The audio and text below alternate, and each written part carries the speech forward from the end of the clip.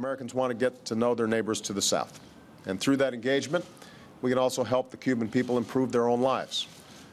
One Cuban American looked forward to reuniting families and opening lines of communications. Another put it bluntly, you can't hold the future of Cuba hostage to what happened in the past.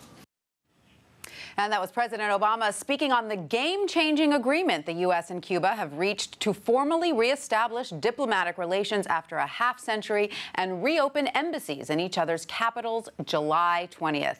Joining us now to discuss this Page One Wall Street Journal story is Washington Bureau Chief Jerry Seib. Jerry, thanks for joining us. We understand Secretary of State John Kerry is expected to travel to Cuba for the U.S. Embassy opening there. How much of a milestone is this?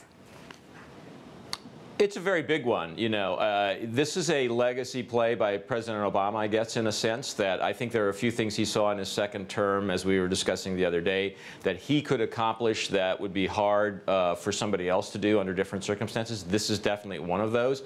I think that the sense in the White House, and I think probably the reality is that this was a step that was long due in coming, and it's probably at a point where most Americans think it's the smart thing to do, but not all Americans by any stretch of the imagination. And one of the things that's going to happen now is that this is going to become not just a political issue in Congress, which still has to decide whether to lift economic sanctions against Cuba, but also in the 2016 presidential campaign, where in particular you have two Florida Republicans, Marco Rubio and Jeb Bush, running for president and very much opposing this move. Sure.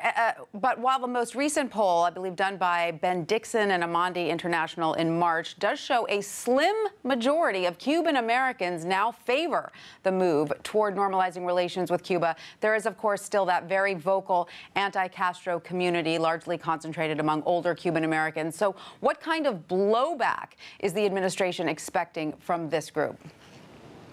Well, I think the first thing to say about those numbers is I suspect, and there's other polling that kind of indicates this, that represents a generational change among Cuban Americans, particularly Cuban Americans in Florida, where I think second-generation Cuban Americans and third-generation Cuban Americans, and that's what we're talking about to some extent now, are much more open to this idea of restoring normal relations than their parents and their grandparents were or are.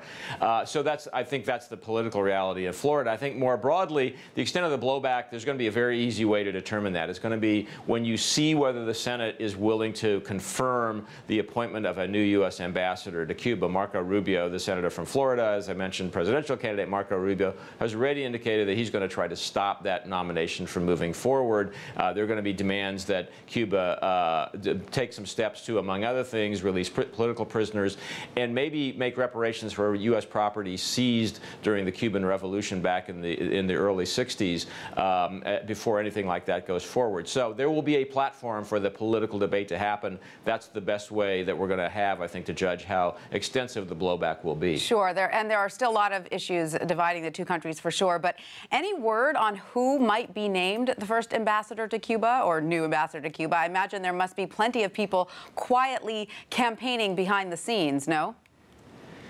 Yeah, it's a good question. I don't know the answer. There's a charge of affairs in place now. He will be the acting ambassador for a while. I think that making the appointment is probably going to be an interesting test for the administration. You know, who do you want to occupy such a sensitive and politically fraught position as the first ambassador back after all this time?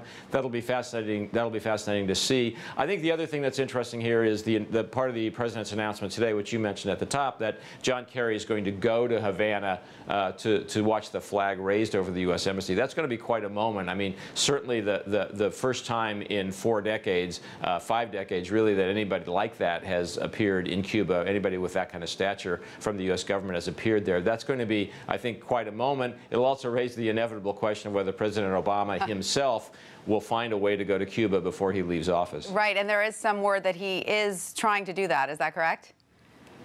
Well, there's a lot of speculation along those lines. You get the feeling he would like to, but before the White House can get to that point, I think they do have to see how some of these other issues we've been discussing, the appointment of a new ambassador and the question of sanctions on Cuba, get resolved. But you do definitely get the feeling that in his sort of bucket list of things he wants to do before he leaves office, going to Cuba is probably high up on that list. All right. Thank you so much, Jerry Seib, for all that. Sure.